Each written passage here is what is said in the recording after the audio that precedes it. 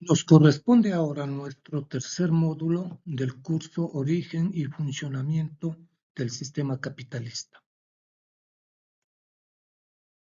La acumulación originaria del capital. La producción capitalista presupone dos condiciones fundamentales: la existencia de una masa de gentes desposeídas, personalmente libres y carentes de medios de producción y de medios de existencia, lo que las obliga a contratarse y a trabajar para un capitalista. 2. La acumulación en manos de unos cuantos de las riquezas en dinero necesarias para crear las grandes empresas capitalistas. La violencia, según la expresión de Marx, hizo las veces de comadrona, acelerando el alumbramiento del nuevo régimen del modo capitalista de producción. El proceso que divorció a los productores de sus medios de producción, tierra, herramientas, etc., fue acompañado por una serie interminable de despojos y violencia. Es el proceso que se conoce con el nombre de acumulación originaria de capital, porque precede a la instauración de la gran producción capitalista.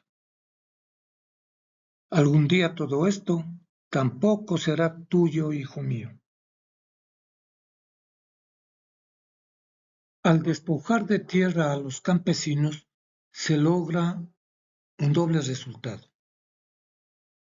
Se amplían las grandes propiedades terratenientes que luego se convertirían en propiedad burguesa, y de otras se aseguraba a la industria una gran afluencia de obreros libres, dispuestos a contratarse al servicio de los capitalistas.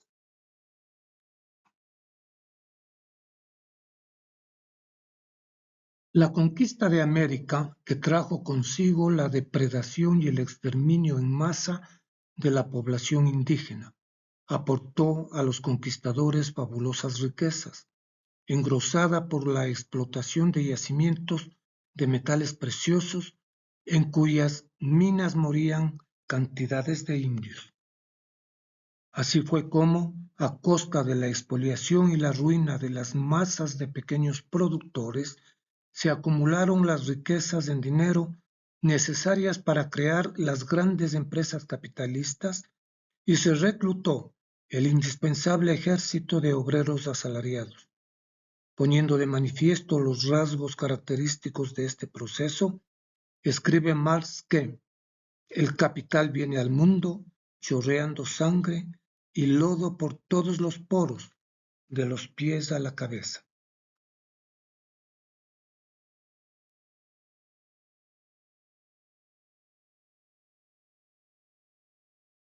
Esta acumulación originaria desempeña en la economía política aproximadamente el mismo papel que el pecado original en la teología.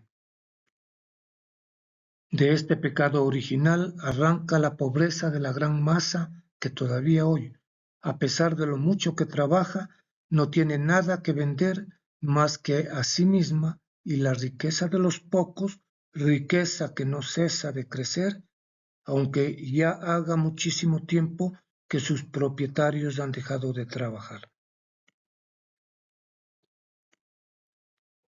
Con el oro y la plata que les robamos a los españoles y portugueses, quienes a su vez se los robaron a los pueblos originarios de América, haremos un gran imperio capitalista.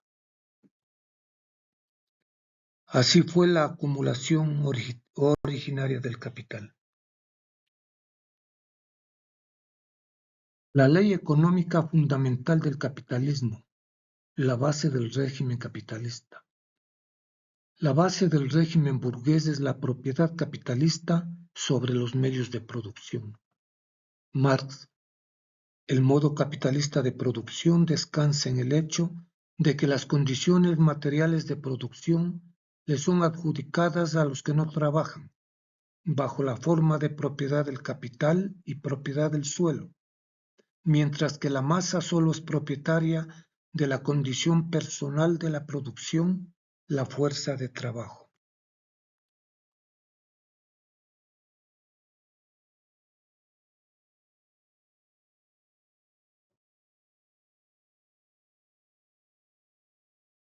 La ley económica fundamental del capitalismo es la ley de la plusvalía, que expresa: la finalidad de la producción capitalista es la producción de plusvalía.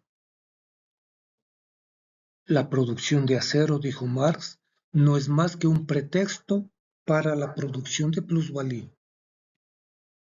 El descubrimiento de esta ley desempeñó un papel excepcional en el desarrollo de la teoría revolucionaria de la clase obrera y permitió a los fundadores del comunismo científico, Marx, Engels y Lenin, establecer las vías del desarrollo y el hundimiento del capitalismo y determinar los métodos de lucha de la clase obrera contra la burguesía. La ley económica fundamental del capitalismo. ¿Cómo se convierte el dinero en capital? Todo capital comienza su trayectoria bajo la forma de una determinada suma de dinero.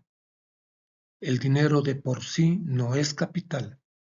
Cuando los productores cambian entre sí, el dinero actúa como medio de circulación, pero no es capital. La fórmula de la circulación de mercancías es mercancía, dinero, mercancía.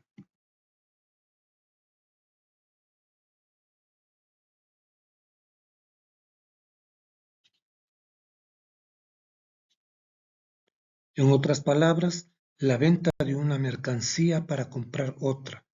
En este caso, lo que interesa es el valor de uso. El dinero se convierte en capital cuando se utiliza con el fin de explotar trabajo ajeno. La fórmula general del capital es dinero, mercancías, dinero.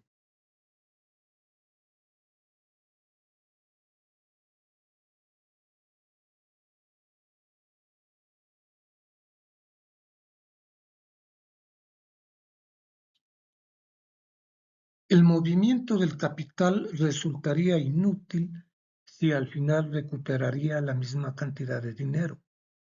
El objetivo es que retorne una mayor cantidad de dinero que el que se anticipó, que se incremente el valor. No interesa el valor de uso, sino el valor.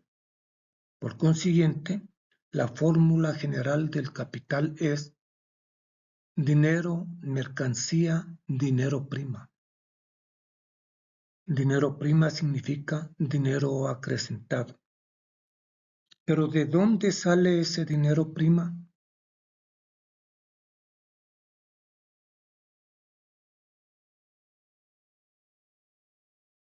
Dentro del capítulo de la Ley Económica Fundamental del Capitalismo, veremos la fuerza de trabajo como mercancía, el valor y el valor de uso de la mercancía fuerza de trabajo.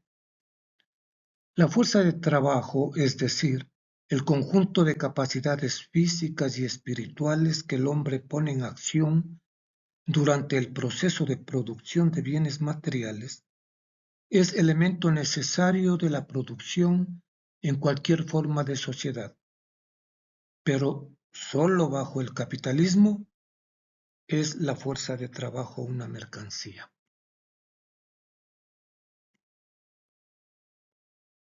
Como cualquier otra mercancía, la fuerza de trabajo se vende por un determinado precio, basado en su valor. ¿Cuál es ese valor? Para que el obrero esté en condiciones de trabajar, debe poder satisfacer sus necesidades en materia de alimento, de vestido, de calzado, de vivienda, etc. Satisfacer las necesidades significa restaurar el desgaste de las energías vitales del obrero, de su energía muscular, nerviosa, cerebral, restablecer su capacidad de trabajo.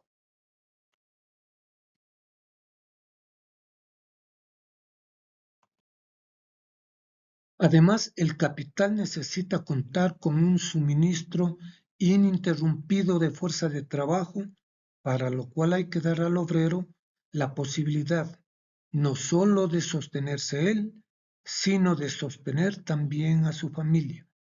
De este modo, asegura la reproducción de la fuerza de trabajo. De todo lo dicho, se desprende que el valor de la fuerza de trabajo como mercancía es igual al valor de los medios de sustento necesarios para mantener al obrero y su familia. El nivel de necesidades habituales del obrero no es igual en todos los países. Influyen las condiciones históricas en que se formó la clase obrera, condiciones climáticas y factores naturales, e incluye las necesidades culturales del obrero y su familia, engendradas por las condiciones sociales, como comprar periódicos, libros, asistir al cine, al teatro, etc. Los capitalistas se esfuerzan siempre y en todas partes por reducir las condiciones materiales y culturales de vida del obrero al nivel más bajo. Los obreros, por su parte, ofrecen resistencia a estos intentos de los patronos y libran una lucha tenaz por la elevación de su nivel de vida.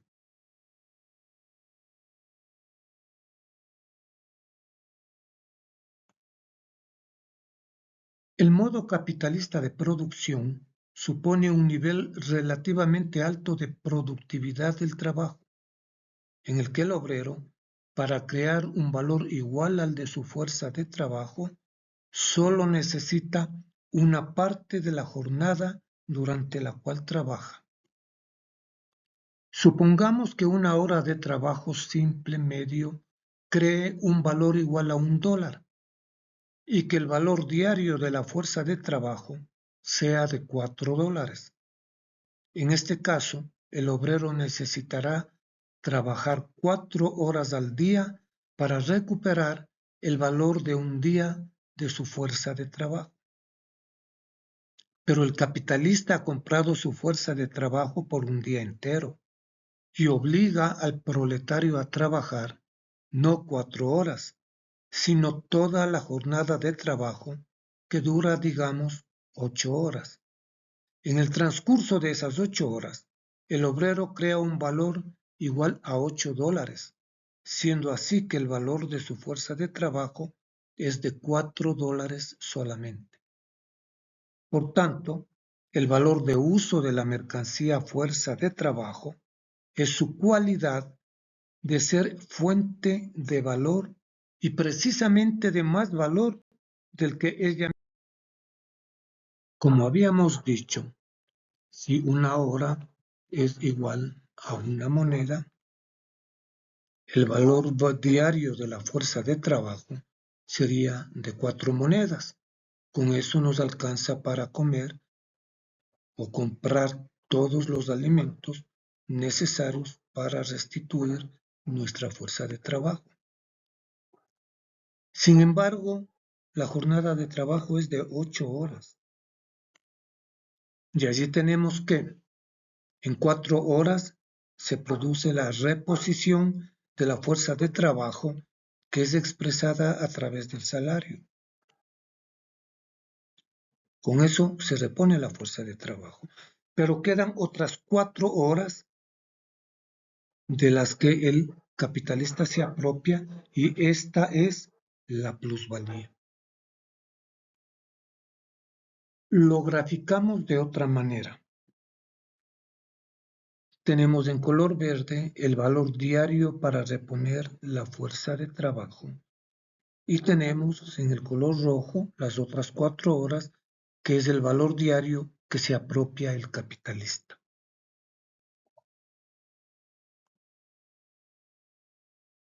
La producción de plusvalía, ley económica fundamental del capitalismo. El valor que la fuerza de trabajo posee y el que crea en el proceso de su uso son dos magnitudes distintas, y la diferencia entre ellas constituye la premisa necesaria de la explotación capitalista. La plusvalía es el valor que el trabajo del obrero asalariado crea después de cubrir el valor de su fuerza de trabajo y que el capitalista se apropia gratuitamente. Por consiguiente, la plusvalía es el fruto del trabajo no retribuido del obrero. En nuestro ejemplo, el capitalista invierte $4 y obtiene 8. Veremos algo en el siguiente gráfico. La jornada de trabajo de 8 horas, 4 horas de reposición de la fuerza de trabajo y 4 horas de apropiación que se constituyen la plusvalía.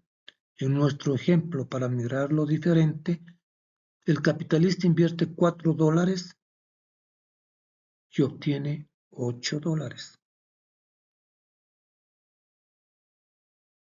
Una característica fundamental es que al capitalista, al comprar la fuerza de trabajo, le pertenece no solo el trabajo del obrero, sino también el producto creado por éste.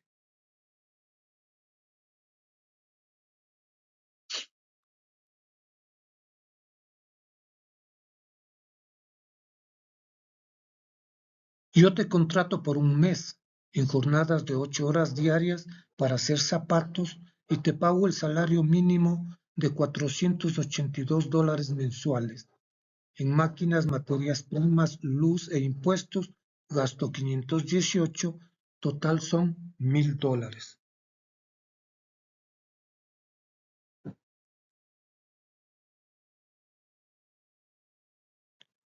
Con estas máquinas que tienes, yo produzco 100 pares de zapatos al mes. Vendo esos zapatos a $30 el par, total $3,000. O sea que, de lo que yo produzco, tú te embolsicas $2,000. Y de allí voy a contratar otros 2 obreros para multiplicar las ganancias. Dirás la plusvalía.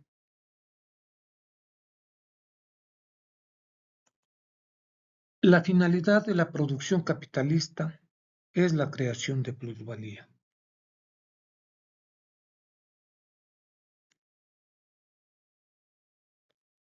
El plustrabajo no es un invento del capitalismo. Donde quiera que la sociedad se halla formada por explotadores y explotados, la clase dominante exprime plustrabajo de la clase explotada. Pero a diferencia del esclavista y del señor feudal, el capitalista convierte en dinero todo el producto del plustrabajo de los asalariados.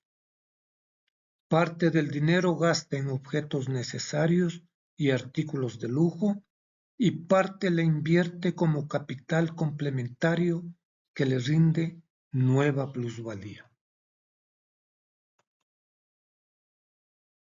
Denunciando el sistema de trabajo asalariado como un sistema de esclavitud asalariada, Marx decía que si el esclavo romano se hallaba cargado de cadenas, el obrero asalariado se halla sujeto a su propietario por ataduras invisibles, y este propietario es la clase capitalista en su conjunto.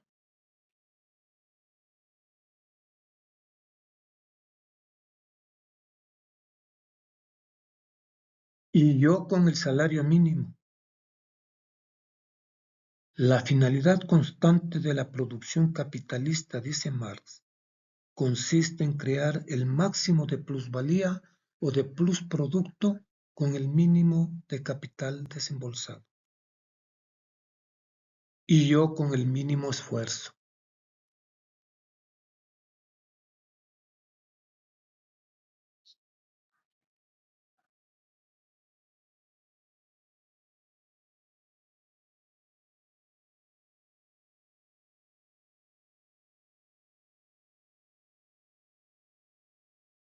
El hambre de plusvalía provoca una enconada competencia entre los capitalistas y conduce a la ampliación cada vez mayor de la producción, al desarrollo de la técnica y al incremento de las fuerzas productivas de la sociedad burguesa.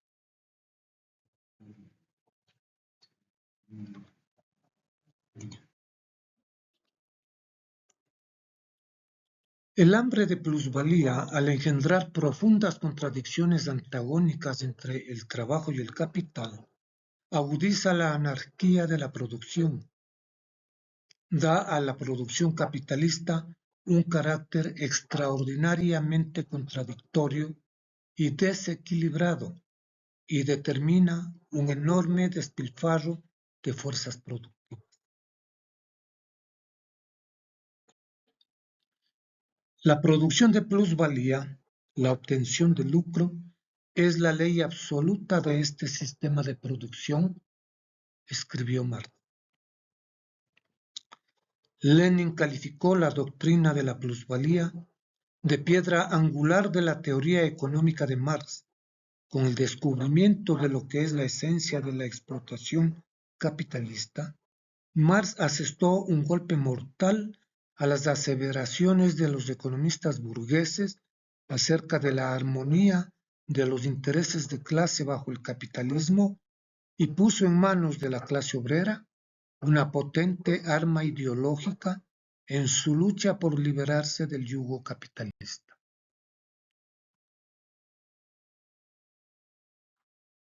Que hayan disfrutado de este nuevo módulo, que hayan aprendido un poco más y nos veremos en el módulo número 4.